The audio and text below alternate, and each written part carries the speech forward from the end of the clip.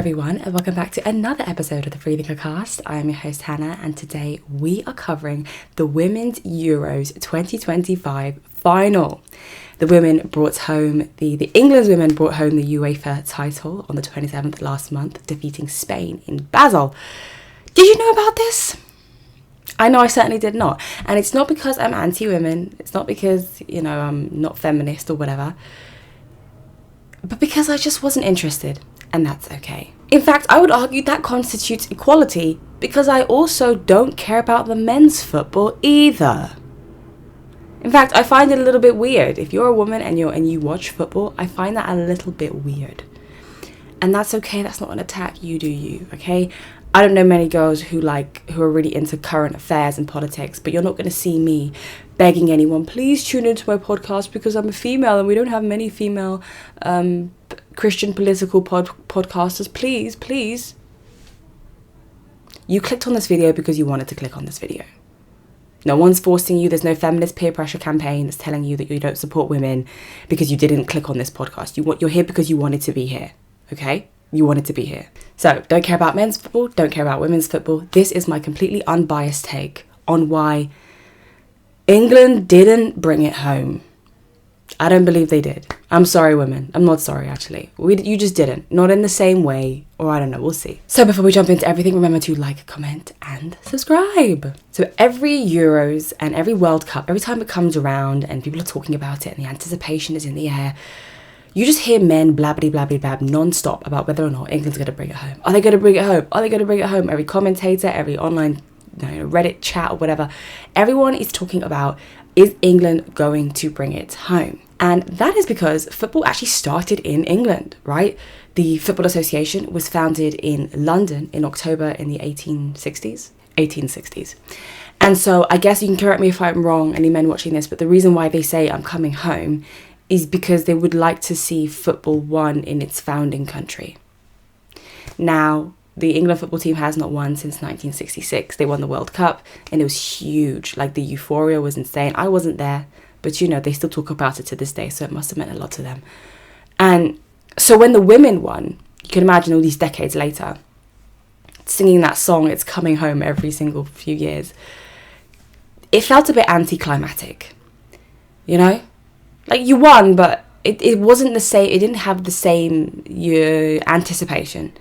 It's like, okay, sure, but it wasn't like it wasn't the real deal. The women's team won the Euros, and people say that you're anti-women if you don't say that it's not coming home or it hasn't come home.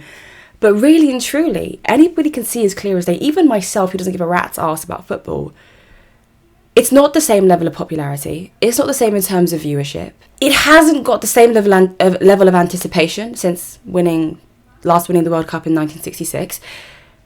It hasn't got the same sense of euphoria surrounding the win. Doesn't feel like that for me, and it doesn't feel like that for the country. So that's what I mean by it feels a bit anticlimactic.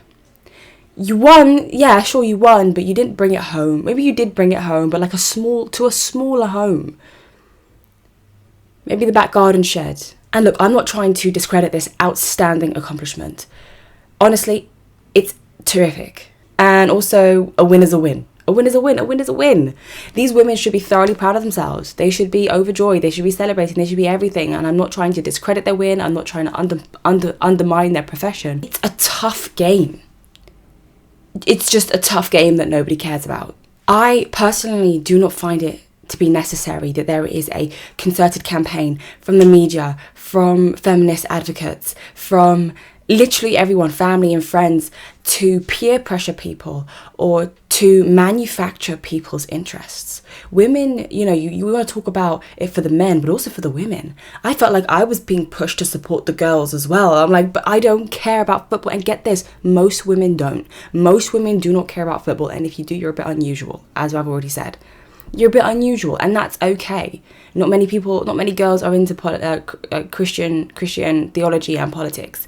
I'm not going to beg anyone to watch my podcast in the name of feminism. That's not how it works. If you click on this video, you wanted to see what I was going to chat about or what I was going to talk about. And if you made it to this point, that means I was interesting enough to keep your interest until now. I'm not going to say it's not feminist if you don't make it all the way to the end of the video, although maybe that might work and help me in terms of viewer engagement. I'm not going to do that to you because I find it to be unethical, right? But people are trying to manufacture our interests, even as women. I don't care about football, not even for the men and not for the women. And the only time I ever hear girls talking about footballers is when they're talking about the ones that they fancy. If it's these are the only reason I know these footballers is because girls on social media fancy them. Jude Bellingham, Ruben Loftus-Cheek, bloody, I don't know the others, right? That's it. That's all I know. If a girl is talking about a footballer, it's because she fancies him. I have never heard a girl be like, oh, but this cool hat trick that he does, and oh, this really cool dribble, and this one really cool maneuver that he does on the court, and he was offside, but he really wasn't, and then he scored, and never in my 20 plus years of living, never have I ever in my life, heard this from women in person or online. It's bizarre. If you are a woman who's interested in politics, football, it's very rare. Okay, it's rare. Any man saying that they enjoy the women's as much as they do the men's is a liar. And any woman who is watching football, watching the women's football in particular, to show support and solidarity, join those men in becoming what I call charitable viewers. Watching women's football should not feel like you're donating to a charity. If it does, that's not feminism. That's not empowering. That's called pity watching. It's that thing that parents do when they go and see their child at the school play. You don't go because you're interested in the storyline. You don't go because you really want to know what happens in Macbeth. I remember that was a play that I did when I was in primary school. You don't actually care. You're just there because you know they'll be upset if you don't go. Your child's not actually good at acting. They're 12. They're 8 years old. They're not good at acting. They're not going to get an Oscar for this. They're not good. They're not going to get a trophy. You go because they'll be upset if you don't go. That's what pity watching is. As an adult, it's called pity watching. As a parent, it's called just showing up for your kid, right? I'm not, crapping on the parents who are showing up for their kids, right? But I'm just saying it's the same principle. And then I think that way kind of comes patronising. It's a bit patronising. You're not watching it because you think they're genuinely good or it's genuinely interesting. You're a charitable viewer and you feel a bit bad for them. Kind of reminds me actually with BLM where people are like, oh, support black businesses. So you would actually go to businesses where they wouldn't actually have a good product or they wouldn't have good customer service, but you would actually target those businesses because they were black owned, thinking that they would be good.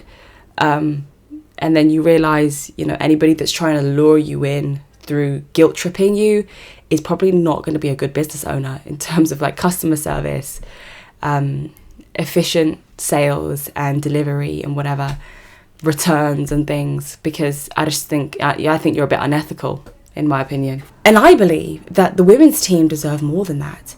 They deserve people, fans who are genuinely interested in the almost beautiful game. And they deserve fans who follow their journey, their transfers, their development, their progression in their skill and in their careers. They deserve that. They don't deserve pity viewers. So you're not actually empowering women if you pity watch their sports. What you are doing is feeding into their false reality where they believe their interests are deserving of equal attention. And you are fueling their demanding sense of entitlement. Does that sound like female empowerment? Or does that sound like compliance? Guilt tripping. I hate guilt tripping. Okay, it's fine when your mum does it. It's not cool when the whole England football team does it. It's actually not fine when your mum does it, but you get the idea. You don't love me, you don't care about me. It's fine when your mum does it. England football team, get a grip. If you enjoyed part 1 of this episode, please remember to give it a big thumbs up, comment your ideas down below and share with all of your friends so you never miss a thought. Bye!